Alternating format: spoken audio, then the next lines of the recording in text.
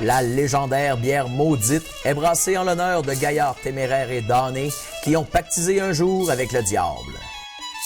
Dans ce temps-là, les hommes passaient l'hiver à bûcher bien loin de chez eux.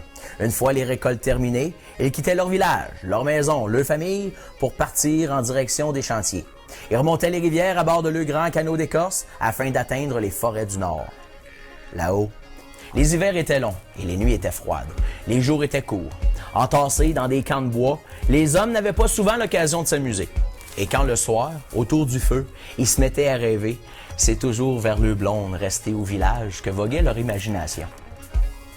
Un après-midi de veille de jour de l'an, Joe le cook proposa à un petit nombre d'entre eux une idée folle, faire une chasse-galerie le soir même pour se rendre à leur village, danser et faire la fête avec leur famille.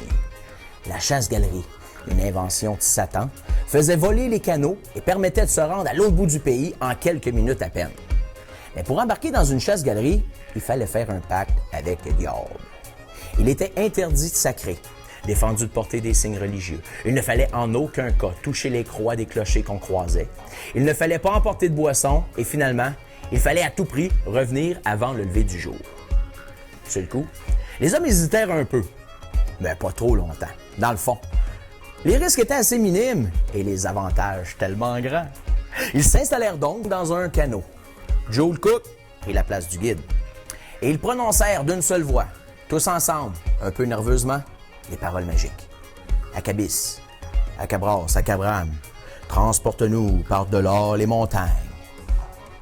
En quelques instants, ils traversèrent les airs et se retrouvèrent à l'entrée du village, à l'heure même où la fête commençait. Les retrouvailles furent magiques. La soirée passa bien trop vite. Les gars avaient plus le temps de l'embiner et avaient quand même promis au diable de rentrer avant l'aube. Ils regagnèrent tous le canot à la fin de la soirée. Seul le cook avait pas tenu parole.